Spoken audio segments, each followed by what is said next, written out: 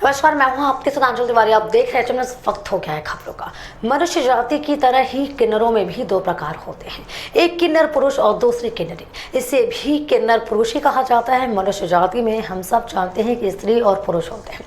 उनके जन्म की बात को भी हम जानते हैं कि कैसे होती है, लेकिन किन्नरों की उत्पत्ति कब और कैसे हुई इसे हम में से बहुत कम लोग जानते हैं। तो चलिए आज हम इस पर चर्चा करते हैं कि किन्नर समाज के इतिहास क्या है, कैसे हुई किन्नरों की उत्पत्ति। बहुत पहले प्रजापति के यहाँ एक इल नाम का पुत्र था।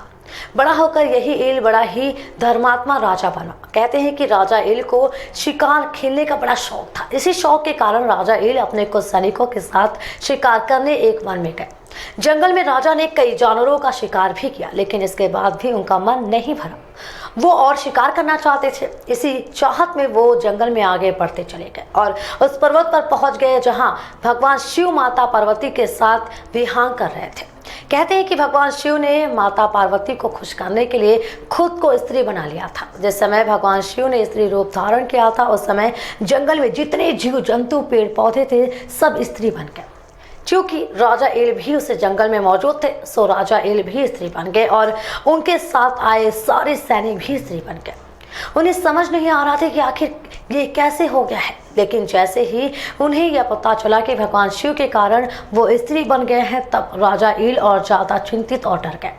अपने इसी डर के कारण राजा इल भगवान शिव के चरणों में पहुंच गए, जहां उन्होंने भगवान शिव से अपने आप को पुरुष में परिवर्तित करने की अपील की।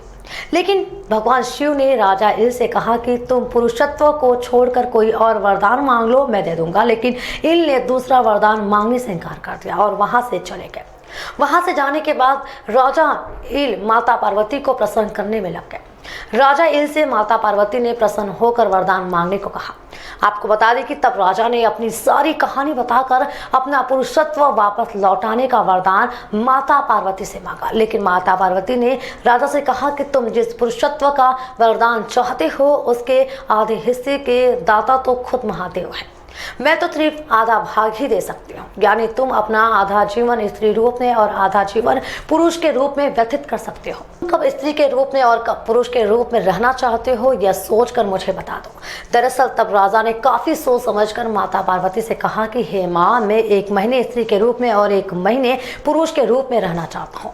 इस पर माता पार्वती ने तथास्तु कहते हुए राजा इल से यह भी कहा कि जब तुम पुरुष के रूप में रहोगे तो तुम्हें अपना स्त्री रूप नहीं याद रहेगा, और जब तुम अपने स्त्री रूप में रहोगे तो तुम्हें अपने पुरुष रूप का कुछ भी याद नहीं रहेगा।